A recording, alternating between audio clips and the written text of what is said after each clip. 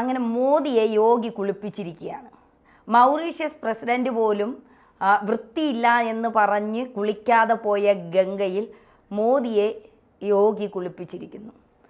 ഗംഗയെക്കുറിച്ച് പലർക്കും വൃത്തിഹീനമായ സ്ഥലമാണ്, ഒരുപാട് ആളുകൾ വന്ന് കുളിക്കുന്നത് കൊണ്ട് ഗംഗ അത്ര പുണ്യമല്ല, അഴുക്കുകൾ കൊണ്ട് നിറഞ്ഞ നദിയാണ് ഗംഗ എന്നൊക്കെയാണ് പലരും പലയിടത്തു നിന്നും പറയുന്നത്. പക്ഷെ അങ്ങനെയൊന്നുമല്ല എന്ന് ദൃഢനിശ്ചയത്തോടെ കാണിച്ചു തരികയാണ് യോഗി. എന്താണ് സംഭവം? ഈ ലോകത്തിലെ ഏക ഹിന്ദു രാജ്യം, ഔദ്യോഗികമായി ഹിന്ദുമതം അംഗീകരിക്കപ്പെട്ടിരുന്ന രാജ്യമായിരുന്നു നേപ്പാൾ. നേപ്പാൾ രാജഭരണം പോയി കൊട്ടാരത്തിൽ കയറി രാജകുടുംബത്തിലെ അംഗങ്ങളെ വെടിവെച്ചു വന്നതിന് ശേഷം തെരഞ്ഞെടുപ്പുണ്ടായി. കമ്മ്യൂണിസ്റ്റ് പാർട്ടി, പിന്നെ കോൺഗ്രസ്, നേപ്പാളി കോൺഗ്രസ്, ഇങ്ങനെ രണ്ട് കക്ഷികൾ മാറി മാറിയാണ് നേപ്പാൾ ഭരിക്കുന്നത്. അപ്പോൾ അതിനുശേഷം അവരെന്ത് ചെയ്തു? ജനാധിപത്യം കൊണ്ടുവന്നു, നേപ്പാളിനെ മതേതര രാജ്യമാക്കി. പക്ഷേ നേപ്പാളിൽ 95% മുകളിലും ഹിന്ദുക്കളാണ്. അപ്പോൾ നമ്മൾ കേട്ടിട്ടുള്ളത് ഹിന്ദു രാജ്യം എന്ന പേരിൽ ഔദ്യോഗികമായി ഉണ്ടായിരുന്ന രാജ്യം നേപ്പാളാണ്. പക്ഷെ അങ്ങനെയല്ല. മൗറീഷ്യസ് എന്നൊരു രാജ്യമുണ്ട്. ഈ പറഞ്ഞ പോലെ 90% മുകളിൽ ഹിന്ദുക്കളുള്ള ലോകത്തെ മറ്റൊരു രാജ്യമാണ് മൗറീഷ്യസ്. ഹിന്ദു രാജ്യമാണ്. അതൊരു യൂറോപ്യൻ സംസ്കാരം ഉണ്ടെങ്കിൽ പോലും ഹിന്ദുക്കൾക്ക് ഭൂരിപക്ഷമുള്ള രാജ്യം. അവർ എനിക്ക് തോന്നുന്നു ഇന്ത്യക്കാരെക്കാളും കൂടുതൽ ഹിന്ദു വിശ്വാസങ്ങളും ആചാരങ്ങളും പിന്തുടരുന്ന ആളുകളാണ് മൗറീഷ്യസുകാർ. അപ്പോൾ മൗറീഷ്യസ് രാഷ്ട്രത്തലവൻ ഇന്ത്യയിൽ വന്നിരുന്നു ഏതാനും വർഷം മുമ്പ്. അദ്ദേഹത്തിൻ്റെ ഏറ്റവും വലിയ ആഗ്രഹം ഗംഗയിൽ കുളിക്കുക എന്നുള്ളതായിരുന്നു. നമുക്കറിയാം, നമ്മുടെ രാജ്യത്തിൻ്റെ സംസ്കാരം എന്ന് പറയുന്നത് ഗംഗാ നദീതട സംസ്കാരവുമായി അഭേദ്യമായ ബന്ധമുണ്ട്. ലോകത്തിലെ എല്ലാ സംസ്കാരങ്ങളും ഉണ്ടായിട്ടുള്ളത് നദീതടങ്ങളിലാണ്, അല്ലേ? മെസൊപ്പൊട്ടേമിയയിലാണെങ്കിലും യൂഫ്രട്ടീസ്, ടൈഗ്രീസ് എന്നൊക്കെ പറയുന്ന സംസ്കാരങ്ങളൊക്കെ നദീ കേന്ദ്രീകൃതങ്ങളാണ്. കാരണം ജലം ഒരുപാട് ലഭിക്കുന്നതുകൊണ്ട് ആളുകൾ ജനവാസ കേന്ദ്രങ്ങളൊക്കെ ഉണ്ടായത് നദീതടങ്ങളിലാണ്. മനുഷ്യന് ജീവിക്കാനുള്ള വെള്ളം, കൃഷി ചെയ്യാനുള്ള വെള്ളം, ഇതൊക്കെയാണ് മനുഷ്യനെ നദീതടങ്ങളിലേക്ക് ആകർഷിച്ചത്. അങ്ങനെ നമ്മുടെ സംസ്കാരവും ഉണ്ടായത് നദീതടങ്ങളിലാണ്, ലോകത്തെല്ലായിടത്തെ പോലെ. പക്ഷേ നമ്മളെ സംബന്ധിച്ച് നമുക്ക് നദികൾ ദേവതകളാണ്. ഗംഗ, യമുന, കാവേരി, കൃഷ്ണ, ബ്രഹ്മപുത്ര എന്നൊക്കെ പറഞ്ഞാൽ നമുക്ക് ദേവതാ സങ്കല്പത്തിൽ നമ്മൾ ആരാധിക്കുക കൂടി ചെയ്യുന്നുണ്ട്. സരസ്വതി എന്നൊരു നദിയുണ്ട്. ഒരിക്കൽ ഭൂമിയിലൂടെ അന്തർദാനം ചെയ്തു പിന്നെ ഈ പ്രയാഗിൽ വന്നിട്ട്, ഇപ്പോൾ കുംഭമേള നടക്കുന്ന പ്രയാഗ്രാജിൽ വന്ന് ഈ നദി സംഗമിച്ച് ഗംഗ, യമുന, സരസ്വതി, ഭൂമിക്കടിയിൽ അന്തർദാനം ചെയ്ത സരസ്വതി നദി അന്തർവാഹിനിയായി വന്ന് പ്രയാഗ്രാജിൽ ചേരുന്നു എന്നാണ് കുംഭമേളയിലെ വിശ്വാസം. അപ്പോൾ കുംഭമേള ഇപ്പോൾ അവിടെ നടക്കുമ്പോൾ ഈ നദികളുടെ പുണ്യത കൂടുതൽ വാഴ്ത്തപ്പെടുന്നുണ്ട്. അപ്പോൾ അന്ന് എന്തുകൊണ്ടാണ് ഗംഗാജലം, ഗംഗ ദേവഗംഗയാണ്, അല്ലേ? ആകാശഗംഗയാണ്. ആകാശഗംഗയെ തൻ്റെ പിതൃക്കൾക്ക് മോക്ഷം കിട്ടാൻ വേണ്ടി ഭഗീരഥൻ കഠിനാധ്വാനം ചെയ്ത് ഭൂമിയിലേക്ക് ഒഴുക്കി എന്നാണ് പറയുന്നത്. അതുകൊണ്ടാണ് അത്ര വലിയ, ഒരിക്കലും ഭൂമിയിലേക്ക് വരില്ലായിരുന്നു ഗംഗ. ആകാശഗംഗ ഭൂമിയിലേക്ക് വരില്ല. അതിനുവേണ്ടി പുള്ളി അത്രമാത്രം പണിപ്പെട്ടു.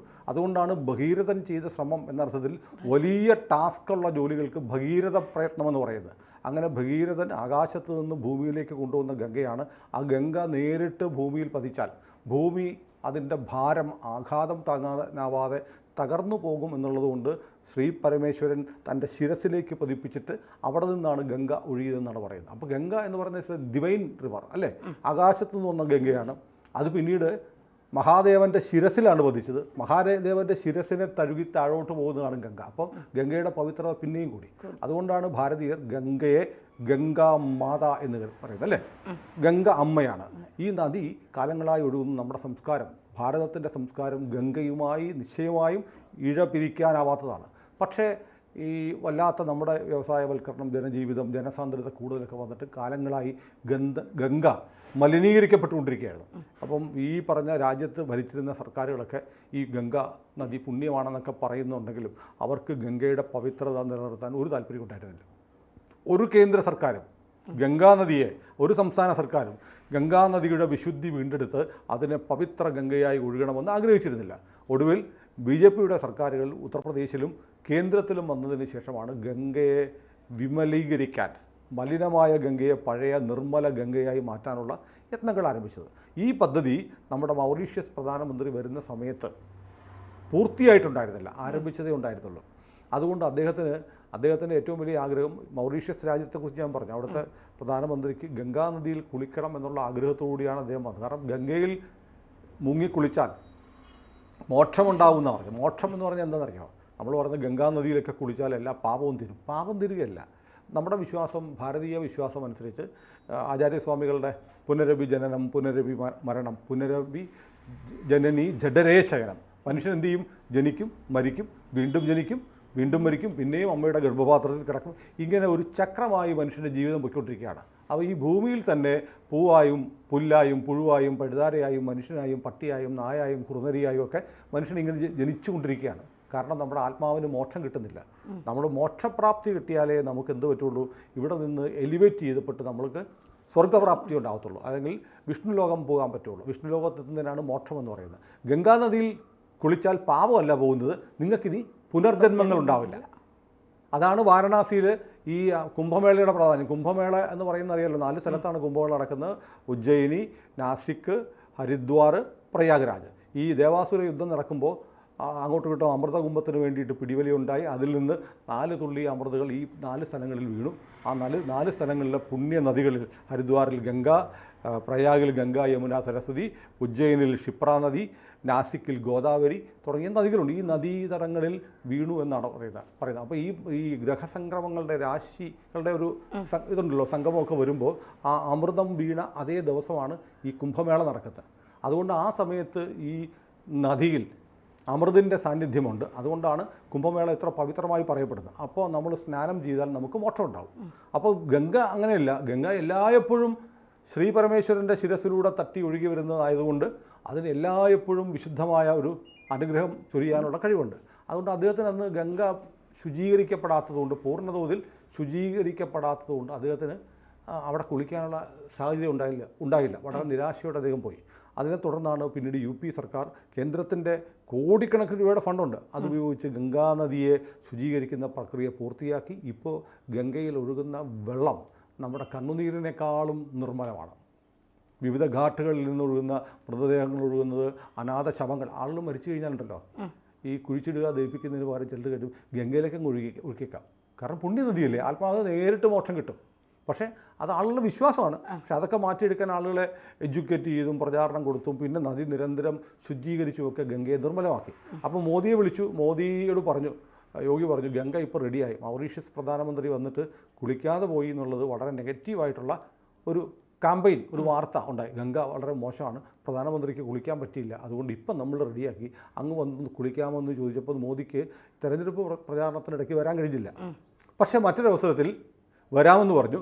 ഇപ്പോൾ ഷഹീസ്നാനിൽ മോദി കുംഭമേളയ്ക്ക് 3 തവണയാണ് നദിയിൽ കുളിക്കാൻ പോകുന്നത്. അതിന് മുമ്പ് മോദി ഒന്ന് കുളിച്ചു, വെള്ളം കോരി കുടിക്കുകയൊക്കെ ചെയ്തു. മോദി മാത്രമല്ല, ഇപ്പോൾ നോക്കണം, 60 വർഷത്തോളം കോൺഗ്രസ് ഭരിച്ചു. 60 വർഷം കോൺഗ്രസ് ഭരിച്ചിട്ട് ഗംഗയിലേക്കൊന്ന് കാലെടുത്ത് കുത്താൻ കോൺഗ്രസിൻ്റെ പ്രധാനമന്ത്രിമാർ പോയിട്ടില്ല. നരേന്ദ്രമോദി വന്ന് ഗംഗയെ ശുചീകരിച്ചതിന് ശേഷം പ്രിയങ്കയും രാഹുലും വന്ന് വെള്ളം എടുത്ത് കുടിച്ചു. ഇവരുടെ അപ്പനും അമ്മൂമ്മയുടെ അപ്പനും ഒക്കെ ഭരിച്ച കാലത്ത് ഈ ഗംഗയുടെ അടുത്ത് പോകാൻ പറ്റില്ലായിരുന്നു. മോദി വന്നപ്പോൾ ഈ വെള്ളം കുടിക്കാൻ പറ്റി. നമ്മൾ കാശ്മീരിൽ കണ്ടിട്ടില്ലേ, പ്രിയങ്ക ഗാന്ധിയും രാഹുൽ ഗാന്ധിയും ചെയ്യുന്നിട്ട് മഞ്ഞ് വാരി കളിക്കുന്ന വീഡിയോ നമ്മൾ കണ്ടായിരുന്നു. എടാ, ഈ മൻമോഹൻ സിംഗ് വരെ ഇവരുടെ പ്രധാനമന്ത്രിമാർ ഭരിച്ചപ്പോൾ അവിടേക്ക് പോകാൻ പറ്റില്ലായിരുന്നു. ഇപ്പോൾ പപ്പുവിനും പിങ്കിക്കും അവിടെ പോയി ബോബനും മോളയും കളിക്കുന്ന പോലെ മഞ്ഞ് വാരി കളിക്കാൻ പറ്റിയത് ആരുടെ ഗുണം കൊണ്ടാണ്? BJP സർക്കാർ ഉള്ളതുകൊണ്ടാണ്. ലാൽ ചൗക്കിൽ ആദ്യമായിട്ട് ദേശീയ പതാക ഉയർന്നു. അവിടെ JKLFൻ്റെയും പാകിസ്ഥാൻ്റെയും കൊടി പാറിയെടുത്ത് ഇന്ത്യയുടെ കൊടി പാറി. അപ്പം ഇന്ത്യ ഒട്ടാകെ ഉണ്ടാകുന്ന മാറ്റങ്ങൾ സ്വാഭാവികമായും നമ്മുടെ നദികളിലും വന്നു. അതുകൊണ്ടാണ് ഗംഗയിൽ ഇന്ത്യൻ പ്രധാനമന്ത്രിക്ക് കുളിക്കാം, യോഗി ആദിത്യനാഥിന് കുളിക്കാം, അമേരിക്കൻ പ്രസിഡന്റ് ട്രംപ് വന്ന ട്രംപിന് കുളിക്കാം. അങ്ങനെ ഇന്ത്യയിലെ ഏറ്റവും വിശുദ്ധ നദിയായ ഗംഗയെ ഒരു നിർമ്മല നദിയാക്കി മാറ്റിയെടുക്കാൻ മോദിക്ക് കഴിഞ്ഞു. മോദിയുടെ നിർദ്ദേശപ്രകാരം കേന്ദ്രത്തിൻ്റെ കൂടെ ഫണ്ട് ഉപയോഗിച്ച് നടത്തുന്ന ആ പ്രക്രിയയുടെ ഗംഗ ഏറ്റവും വിശുദ്ധമായ, ഏറ്റവും നിർമ്മലമായ, മലിനീകരണമില്ലാത്ത നദിയായി മാറി എന്നതിൻ്റെ വെളിപ്പെടുത്തൽ കൂടിയാണ് ഈ കുംഭമേള. കാരണം 43 കോടി ആളുകൾ പങ്കെടുക്കുമെന്നാണ് കരുതുന്നത്. ഓരോ ദിവസവും 2-3 കോടി ആളുകൾ വരുന്നവരൊക്കെ ഗംഗയെ കുളിക്കുന്നുണ്ട്. അപ്പോൾ ഈ ഗംഗാ നദിക്ക് ഇത്രയും ഇനി ഇതിലും വലിയൊരു സർട്ടിഫിക്കറ്റ് കിട്ടാനില്ല അല്ലേ? മോദി കുളിച്ചത് മാത്രമല്ല, 48 കോടി അല്ല 43 കോടി ജനങ്ങൾ കുളിച്ച് മടങ്ങി എന്ന് പറയുമ്പോൾ ആർക്കും ധൈര്യമായി ഇനി ഗംഗയിലിറങ്ങാം, ഗംഗയിലെ വെള്ളം കോരി കുടിക്കാം. അപ്പോൾ ഭാരതത്തിൻ്റെ പുണ്യ നദിയെ വീണ്ടെടുത്തു ആര്? മോദിയും യോഗിയും.